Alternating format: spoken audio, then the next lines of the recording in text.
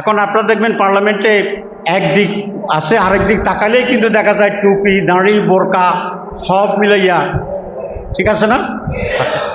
এটা বোধহয় আল্লাহরই ফয়সালা ছিল। আচ্ছা, আমি বোধহয় বললাম কেন? এটা তো অবশ্যই আল্লাহরই ফয়সালা, ঠিক আছে না? আল্লাহ বোধহয় হ্যাকমত তো এরকম হইতে পারে যে আমাদেরকে একটা বিশাল সংখ্যায় পার্লামেন্টে দিয়ে অপোজিশনে দেওয়ার পরে সরকার এবং অপোজিশন এই দুটো কিভাবে চালিতে হয় এই প্রশিক্ষণটা আল্লাহ রাব্বুল আলামিন আমাদেরকে দিতে চান।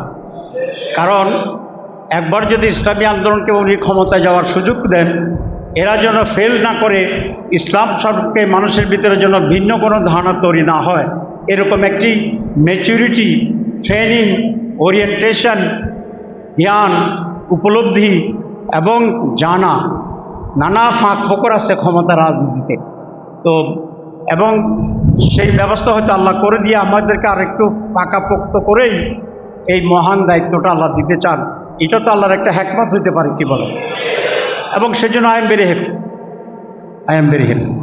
তো কিন্তু দায়িত্বটা হচ্ছে সেটা এই নিয়ামতকে সঠিকভাবে ব্যবহার করে আমরা যেন নিজেদেরকে, জাতিকে এবং সমাজকে প্রস্তুত করতে পারি, এই দায়িত্বটা আমাদেরকে পালন করতে হবে, ঠিক আছে? আমরা যারা করি তাদের তিনটি মৌলিক দায়িত্ব, তিনটি জিনিসের কথা আমি বলেছি। এক হচ্ছে আমাদের আমল, যেটা ফরজ এবং চারিত্রিক যে নিষ্কুলুষতা বা চারিত্রিক যে স্ট্যান্ডার্ড যেটা আছে আমাদের, এই ব্যাপারে আমাদেরকে অত্যন্ত কেয়ারফুল হতে হবে এবং এটা অর্জন করতে হবে, ঠিক আছে? দুই, সেটা হচ্ছে আমাদের আচরণ সাবমিসিভ হইতে হবে। আর তিন, আমি যেটা বলেছি সেটা হচ্ছে কমিটমেন্টটা এবং স্যাক্রিফাইস, ত্যাগ, এই ব্যাপারে আমাদেরকে অত্যন্ত দৃঢ় হইতে হবে। ইসলামী আন্দোলনের দুনিয়ায় ভোগের কোনো সুযোগ নেই। কিসের সুযোগ আছে? ত্যাগেই এখানে প্রাপ্য। আর ভোগের সুযোগ হবে ইনশাআল্লাহ জান্নাত, ঠিক আছে? সুতরাং এখানে এই ক্ষমতা কি আমরা এখনো আসি না, আসলেই বা কি? এই জন্য এই সুযোগে কোনো ধরনের আমাদের পাওয়ার চিন্তাটা আমাদের মাথা থেকে দূরে যেতে হবে এবং আরও আগে যা তার চেয়েও বেশি। পরীক্ষা তো এইটাই, আগে তো কোনো পরীক্ষা ছিল না। এই জন্য এই ব্যাপারেও আমাদের দৃঢ়তা দেখাতে হবে সাংঘাতিকভাবে। আমরা যে আর জনগণের সেবা, এটা আমাদের করতে হবে। এখন তো আপনার দায়িত্ব, আগেও আমাদের দায়িত্ব ছিল, কিন্তু সেটা অফিসিয়াল ছিল না। এখন অফিসিয়াল দায়িত্বে হচ্ছে মানুষের প্রয়োজনে সাড়া দেওয়া, তাদের দুর্দশার দুর্দিনে পাশে থাকা এবং জনগণের সমস্যার সমাধানে আমাদের বলিষ্ঠ ভূমিকা পালন করা। কারণ আগে আপনি না করলেও আপনাকে এটা বলতো না যে রাস্তা ঠিক করেন না কেন, কিন্তু এখন বলার অধিকার তাদের আছে না? নাই। এখন জনগণের যে কোনো প্রয়োজনে আপনাকে সার্চ করার, জিজ্ঞাসাবাদ করার, চাপ দেওয়ার অধিকার জনগণের আছে। তাহলে আগে যেরকম ছিলেন এখনও যদি সেরকম থাকেন তাহলে তো দায়িত্ব পালন হবে না, ঠিক আছে? ক্ষমতা মানুষকে দুই রকম করে, একটা হচ্ছে মানুষকে উদ্যত করে, মানুষকে লোভী করে, মানুষের ভিতরে অহমিকা সৃষ্টি করে। আরেকটা হচ্ছে দায়িত্ব পাওয়ার পরে যদি দায়িত্ব অনুভূতি থাকে তাহলে মানুষকে আরও নরম করে, মানুষকে পাশে দাঁড়ানোর জন্য আরও সিরিয়াস হয় এবং মানুষকে আরও বেশি কষ্টসাধ্য জায়গাকে গ্রহণ করতে হয়। রাত 3টার সময় যদি আপনার এখানে কোনো বিপদের কেউ আসে, আগে ঘুম থেকে জেগে শুয়ে শুয়ে আপনি বলে দিতে পারতেন যে ঠিক আছে ভোরবেলায় আমি দেখব, সকালে আসেন। এখন কিন্তু এই কথা বলা যাবে না যে আপনি সকালবেলা আসেন। এখন কি হবে, 3টা বাজুক 4টা বাজুক, আপনাকে উঠে দরজা খুলে তার সাথে কথা বলে, যদি দেখা যায় সকাল হইলেও চলবে সকালে, আর যদি বল না এখনই দরকার, এখনই রওনা দিতে হবে। কথা বুঝে গেছে না? যায় নাই? আপনারা কি এটা ফিল করেন যে এখন আমার দায়িত্ব বেশি? ঠিক আছে, আলহামদুলিল্লাহ। যদি তাই করতে পারেন তাহলে 14 গ্রাম আমাদের জন্য একটি স্থায়ী ইসলামী আন্দোলনের ঘাঁটি হবে, একটা স্থায়ী সংসদীয় এলাকা হবে ইনশাআল্লাহ। আর এটা যদি করতে না পারেন তাহলে সবসময় আমরা ঝুঁকিতে থাকব। কারণ মানুষ যখন আমাদের উপর বিরক্ত হয়ে যাবে, মানুষ যখন হতাশ হবে, তখন এই মানুষেরা তা আপনার স্থায়ী বন্দোবস্ত তো আমরা করি নাই, তারা তাদের চয়েসকে ডিফারেন্ট করে। দুই হচ্ছে যেটা ইম্পর্টেন্ট, সেটা হচ্ছে এখানে আদর্শিকভাবে দলকে মানুষের কাছে পপুলার করতে হবে। ঠিক আছে, যে এই আসনটা কিসের? জামাত। কিন্তু এখন কিছু কিছু কথা এরকম হয় যে এখানে জামাত খুবই শক্ত সংগঠন, জনসমর্থন আছে, কিন্তু এবং তাহের বাইরেও ব্যক্তিগত কিছু ভোট আছে। এটা বলে না বলে না? বলে। এই কথাটা ভালো, কিন্তু এটা আমাদের জন্য খুবই আনন্দের সুখকর নয়। এই জন্য নয়, ব্যক্তি না থাকলেও যেন আদর্শিক কারণে, দলের কারণে আমরা এখানে জিততে পারি। যে কোনো লোককেই দায়িত্ব দেওয়ার পরে ওই রকম যদি এটা আমরা তৈরি করতে পারি, তাহলে আমাদের জন্য আর কোনো ঝুঁকি থাকে না। আমার কথা বুঝে গেছে? সুতরাং 14 গ্রামকে একটি স্থায়ী আসনে রূপান্তরিত করার জন্য আমাদের সকলের জনপ্রিয়তা এমন লাগবে যে যার এলাকায় আছেন সে এলাকায় যিনি ইলেকশন করেন না কেন, তিনি জামাতের নামে ইলেকশন করলে ইনশাল্লাহ তার পক্ষে মেজরিটি লোকের সমর্থন থাকবে। এখন আমাদের টার্গেট হইতে হবে এইটা। যেমন ধরুন 14 গ্রাম প্রপার, এই প্রপারে আমরা যারা এখানে আসি এখন প্রপারের নেতা, তারা কেউ নাই। তারপরেও পৌরসভাতে জিতবে কে? এই অবস্থায় নিতে হবে, এই অবস্থায় নিতে হবে। এখানে এই সামনের সারিতে আমরা যারা আছি আমরা কেউ নাই। এরকম একটা সময় আসবে না যে আমরা কেউ নাই? আবার এরকম একটা সময় আসবে আপনাদেরও অর্ধেকের বেশি নাই। কারণ আমরা যদি সবাই না থাকি তা আপনারা পুরা থাকবেন কেমনি? আমার কথাটা বুঝতে পারছেন? কারণ আমরা বয়স হবে, রোগ হবে, মারা যাবো, আপনাদের ভিতরে এটা হবে। কিন্তু তখনও এই আসনে কে জিতবে? জামাত ইসলাম। এইটাই হবে আমাদের এখন টার্গেট। এটা এখন আমাদের টার্গেট, মানে এটাকে জামাতের আসনে পরিণত করতে হবে। যেমনভাবে আমাদের কিছু কিছু আসন এরকম আছে, যেমন সাতক্ষীরাতে আছে, আমাদের কিছু কিছু আসন আছে, সাতকানিয়া আছে, আমাদের আরও কিছু আসন ইতিমধ্যে তৈরি হচ্ছে আলহামদুলিল্লাহ, যশোর আছে। সেটাই বলছি, তো 14 গ্রামটাকেও সেই জায়গায় আমাদের নিয়ে যেতে হবে ইনশাআল্লাহ। আমি এমপি হওয়ার পরে, প্রতিমন্ত্রী স্ট্যাটাস আমার হওয়ার পরে যদি এরকম কোনো অনুভূতি তৈরি হয় যে আমি কিছু একটা হয়ে গেছি, এটা বড় ধরনের অপরাধ হবে আমার। এবং এই ধরনের কোনো আচরণ যদি আপনারা আমার কাছ থেকে দেখেন, আপনারা আমাকে কান ধরে সোজা করে দেবেন।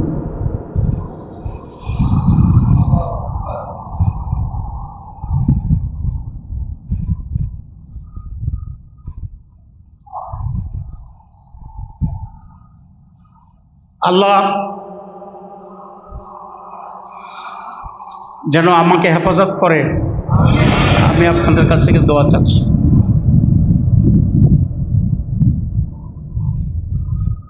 ভুল হইতে পারে মানুষের, অসাবধানবশত নানা অনাকাঙ্ক্ষিত বা অগ্রহণযোগ্য বিষয় আসতে পারে। এটার পাহারা দেওয়ার দায়িত্ব কিন্তু আপনাদের, ঠিক আছে? আর একে অন্যকে আপনাদের মাঝে পাহারা দেওয়ার দায়িত্ব আপনাদের। আপনি যদি দেখেন যে কোনো ওয়ার্ড সভাপতি, এখানে তো ওয়ার্ড সভাপতির আছে, সঠিক আচরণ করছেন না, তাহলে আরেকজন ওয়ার্ড সভাপতি আপনার দায়িত্ব হবে ওনার দৃষ্টি আকর্ষণ করা। মানুষ বলবে যে এরা এমপি হওয়ার পরে এদের কথাবার্তা চেঞ্জ হয়ে গেছে, চেহারা চেঞ্জ হয়ে গেছে। ক্লিয়ার? এটা যদি আপনারা করতে পারেন তাহলে লোকাল গভর্নমেন্ট ইলেকশনে সব জায়গায় আমরা জিতব ইনশাআল্লাহ। কারণ 8-10 মাস, 1 বছর যাই বাকি আছে, এর ভিতরে যদি আপনারা এটা এস্টাবলিশ করতে পারেন আমাদের চরিত্র কেমন, তাহলে মানুষ ইনশাআল্লাহ আমাদেরকে আবার ভোট। ডেভেলপমেন্টের ব্যাপারে আমরা চেষ্টা করতেছি, আপনাদের পেরেশান হওয়ার কোনো কারণ নেই। 14 গ্রাম তো 5 বছরে আমেরিকার সমান তো হবে না, বাংলাদেশে হবে না, 14 গ্রাম হবে না। কম্পারেটিভলি প্রয়োজনীয় জিনিস যাতে আমরা করতে পারি, সেটাই এখন হচ্ছে আমাদের টার্গেট। মৌলিক বিষয় আপনার নিজস্ব এলাকায় যেটা অতি প্রয়োজনীয়, সেই তালিকাগুলো আপনারা আমাদের উপজেলা আমির মাধ্যমে বা উপজেলা সংগঠনের মাধ্যমে যাকে তারা দায়িত্ব দেয় সেখানে আপনারা দিবেন, অগোচরেই দিবেন, মানুষ যাতে না জানে যে সেক্টর রাস্তা আপনি দিয়ে দিয়েছেন।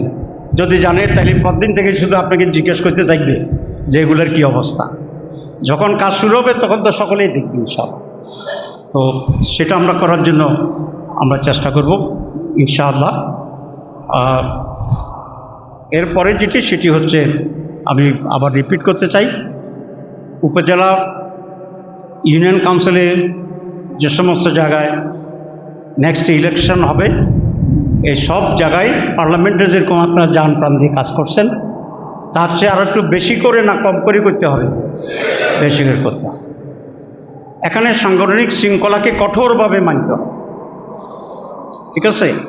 কিন্তু আমাদের লোকদের ভিতরে কিছুটা ব্যত্যয় দেখা যায়। আপনি একজনকে পছন্দ করেন, কাকে ইউনিয়ন কাউন্সিলের চেয়ারম্যান হলে ভালো হয়, আপনি তার পক্ষে কথা বলতেছেন, এটা করা যাবে না। সংগঠন যেটাকে অনুমোদন দিবে তিনি আমাদের ক্যান্ডিডেট, ঠিক আছে? আমাদের সংগঠনে তো পদ চাওয়ার কোনো সুযোগ নাই, আছে নাই? তো যারা পোস্টার ছাপাই ফেলতেছে যা আমাকে খেদমত করার সুযোগ দেন, তো আগে তো আপনাকে বলেছিলাম যে রাত 3টে যাইতে হবে। কেন যাইতে হবে? আপনি তো গিয়ে বলে আসছেন যে আমাদের ভোট দেন, তাহির বাড়ি দেন এবং খেদমত করার সুযোগ দেন। আমরা তো খেদমত করার সুযোগ চাইছি, কি বলেন? এখন যদি বলেন যে না রাত 3টে আসতে পারবো না, তাহলে আপনি আগে সুযোগ চাইছেন কেন? ঠিক আছে? তো যারা এখন নিজেরা খেদমত করার সুযোগ চায় তাদেরকে ক্যান্ডিডেট করা ঠিক হবে? তারা তো ভাবতেছে যে আমি পোস্টার ছাপা ফেলেছি, বিশাল ব্যাপার, কিন্তু এতে করে যে ওনার নাম্বার কমে যাচ্ছে এটা কিন্তু উনি টের পাচ্ছে না। পোস্টার চাইয়া দেশও কি লেখি না, মানুষের সেবা করার সুযোগ দেন নাকি, এলাকা ও মানুষের। তো যে যত পোস্টার লাগাইবেন, আমার ইচ্ছে হয় অত সংখ্যার নাম্বার ওদেরকে কেটে দেওয়ার জন্য। আপনারা একমত আছেন? এখানে চেয়ারম্যান ক্যান্ডিডেট হওয়ার জন্য ইচ্ছা কার কার আছে হাত তোলেন। সময়টা আছে একজন? আচ্ছা, মেম্বার হওয়ার ইচ্ছা? উপজেলা চেয়ারম্যান, ভাইস চেয়ারম্যান, পৌরসভার আমির না পৌরসভার মেয়র। আচ্ছা, আলহামদুলিল্লাহ। তাইলে লোকাল গভর্নমেন্ট ইলেকশন নিয়ে আমাদের কোনো ঝামেলা নাই, আছে?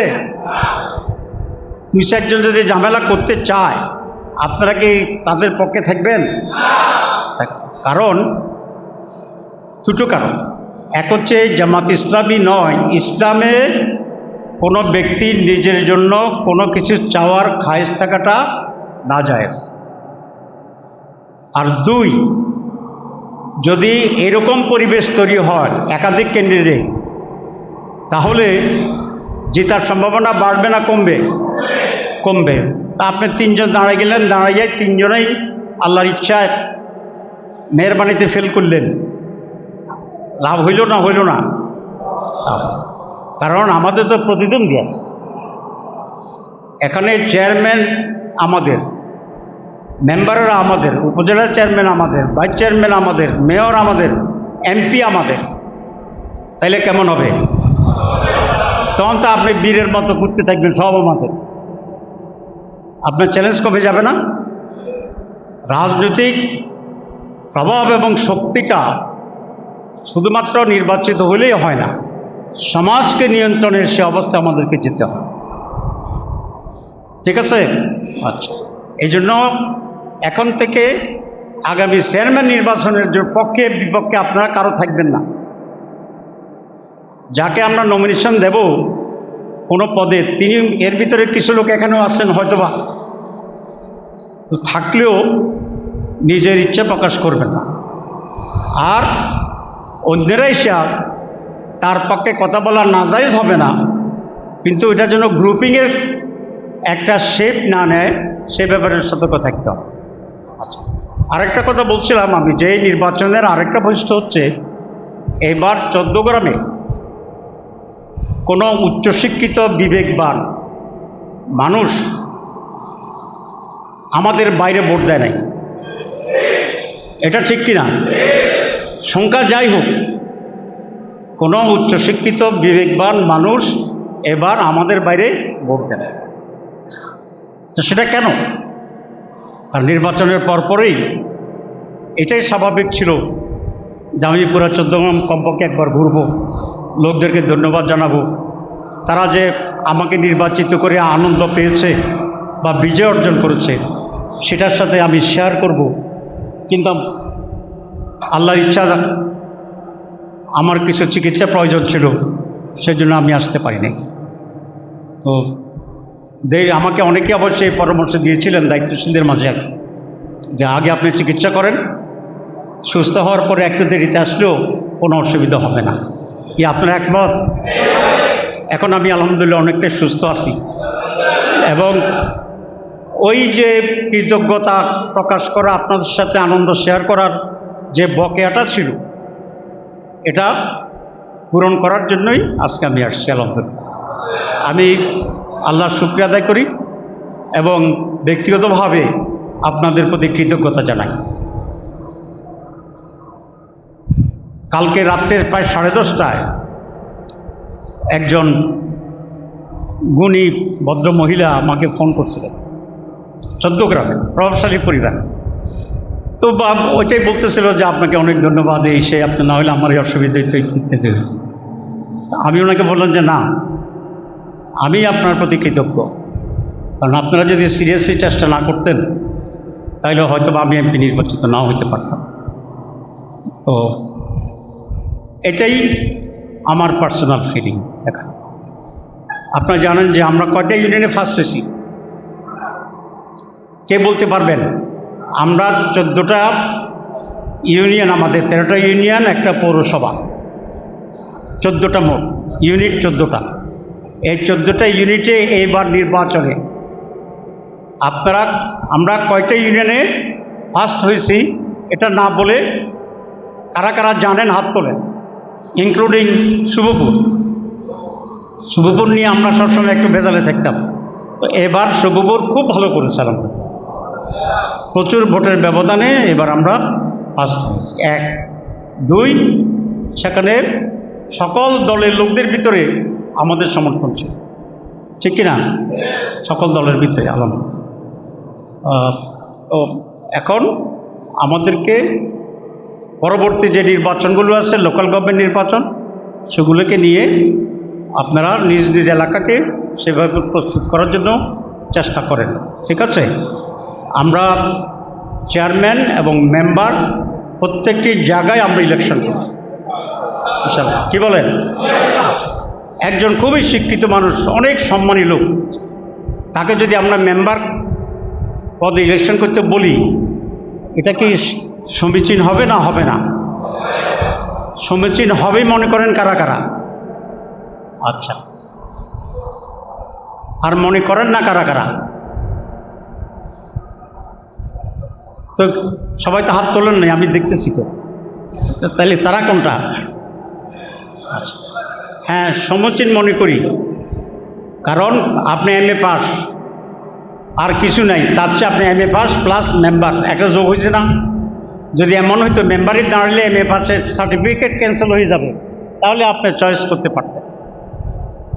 একজন মেম্বারেরও অনেক প্রভাব আছে, আর আপনি যদি শিক্ষিত লোক মেম্বার থাকেন তাহলে প্রভাব আরও বেশি হবে। আর কোনো কারণে চেয়ারম্যান চলে গেলে আপনি তো কী হইতে পারবেন? ভারপ্রাপ্ত চেয়ারম্যান হইতে পারবেন। সুতরাং নির্বাচনটাকে আমরা এখন সেভাবে নিতে পারবো ইনশাআল্লাহ। তো আমি বক্তব্য দিতে চাচ্ছি না। সারা বাংলাদেশে আমরা বিএনপিকে যেটি আমরা আশা করেছিলাম, কারণ একটি বিপ্লবের মাধ্যমে, ত্যাগের মাধ্যমে পরিবর্তনটা আসছে।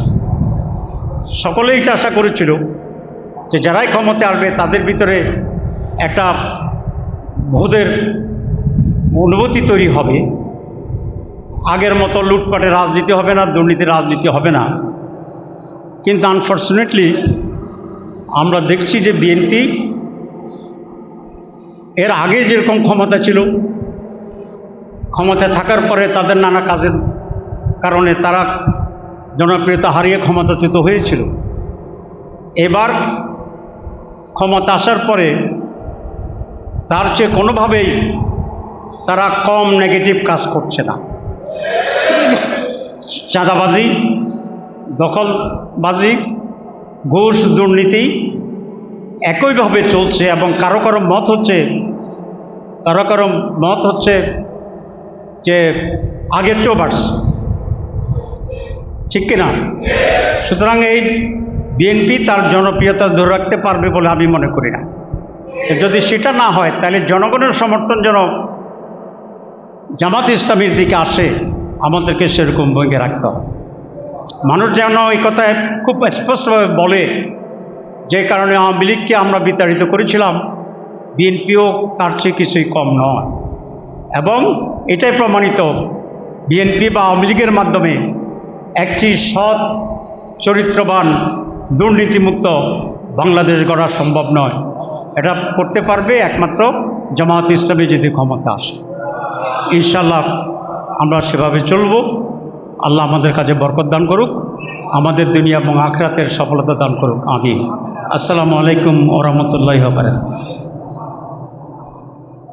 ভিতরে যাওয়া দরকার আছে?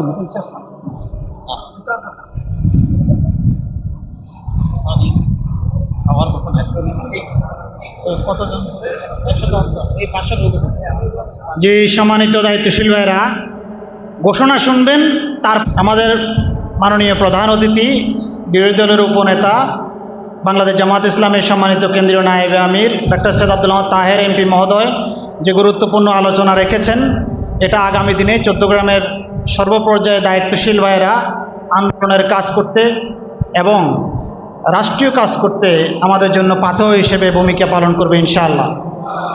আমরা এখন নামাজ এবং খাবার দুটি বিরতি একসাথে হবে। নামাজের জন্য নিচে, খাবারের জন্য হচ্ছে পিছনের রুমটা। যারা খাদ্য বিভাগে দায়িত্বশীল আছেন, একসাথে আপনারা 110 জন ভাইকে খাবারের রুমে ঢুকাবেন, আর এরা বের হওয়ার পরে বাকি 110 জন ঢুকবেন। বাকি ভাইয়েরা নিচে নামাজ পড়ে আবার উপরে চলে আসবেন। নামাজ পড়ে, যেহেতু নিচে হোটেল, বিভিন্ন গাড়ি আছে।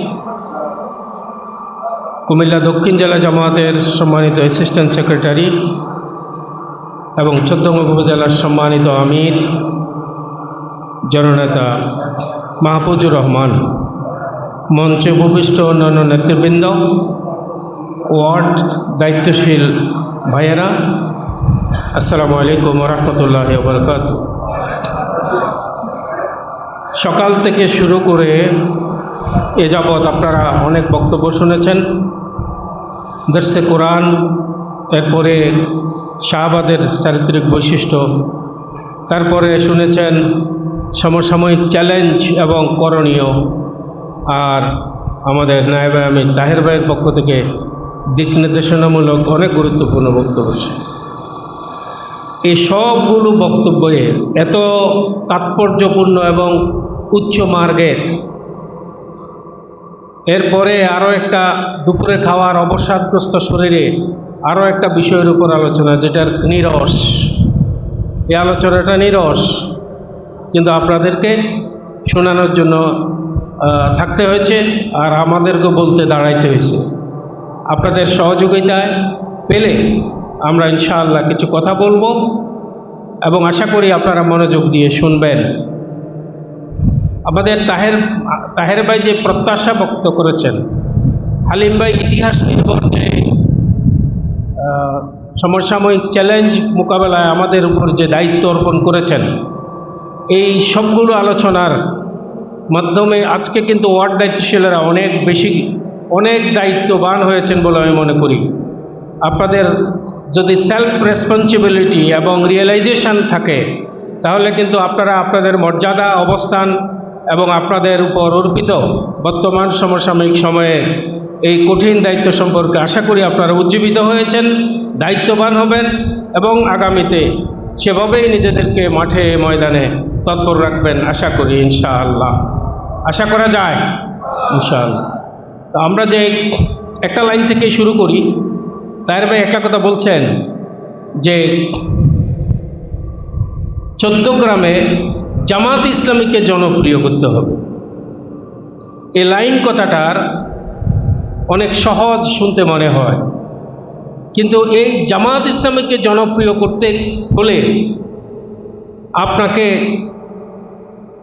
যে চরিত্র ধারণ করতে হবে, যে শৃঙ্খলা অবলম্বন করতে হবে এবং যেই স্যাক্রিফাইস স্বীকার করতে হবে, এটা যদি আমরা উপলব্ধি করি তাহলে আমরা প্রজন্ম থেকে প্রজন্ম এই জমিনের প্রতিটা ইঞ্চি জমিনকে আল্লাহর দ্বীনের জন্য, ইসলামের এবং আদর্শের জমিনে পরিণত করতে পারবো ইনশাআল্লাহ। এই কথাটার ভার কিন্তু অনেক বেশি, অনেক সুদূর প্রসারী এবং অনেক তাৎপর্যপূর্ণ। আমরা সবাই আশা করি এই কথাটাকে ধারণ করব। সমস্ত বক্তব্যের সারমর্ম আলিম ভাইয়ের, তাহের ভাইয়ের, শুধু আমরা এই লাইনটার মধ্যে আমরা যদি নিতে পারি তাহলে আমরা মনে করব যে আমরা এই জমিনে কিছু একটা করতে পারব। জামাত ইসলামীকে যদি জনপ্রিয় করতে হয়, প্রতিষ্ঠা করতে হয় এবং জামাত ইসলামী এই জমিনের মানুষের আদর্শ হিসাবে মানুষের হৃদয়ে ধারণ করাইতে হয়, তাহলে আমাদের এই সংগঠন, এই আন্দোলনকে এমন একটা শৃঙ্খলা, এমন একটা আনুগত্য, এমন একটা পরিবেশে আমাদের নিশ্চিত করতে হবে যেটার মাধ্যমে আমরা সেটা অর্জন করতে পারব। আর সেই অর্জনের জন্যই আজকের আলোচনা, এখন যে আলোচনা আমরা করব সেটা অ্যাপ্রোপ্রিয়েট হিসেবে কাজ করবে। আমি শুরু করার আগে একটু জানব যে আজকে এখানে সমস্ত ওয়ার্ড সভাপতি সেক্রেটারিরা আছেন, এদের মধ্যে, এই ভাইদের মধ্যে এখনও রোকন নন এমন যারা আছেন, শুধু সভাপতি, ওয়ার্ড সভাপতি কিন্তু রোকন নন, এরকম কেউ কি আছেন? ওয়ার্ড সভাপতি রোকন নয়, এটা পরিমাণ কম আছে, কিন্তু এটা আমরা জিরোতে আনতে চাই। তাহলে আপনারা রোকন হইতে হবে, এটা কি মানেন? রাজি আছেন? আচ্ছা, সেক্রেটারিদের মধ্যে রোকন নয় এরকম কতজন আছেন? এটা একটু সংখ্যায় বেশি আছে। আমাদের 127টাই তো ওয়ার্ড, না একটা কেন্দ্র হলো 127, কিন্তু ওয়ার্ড তো 117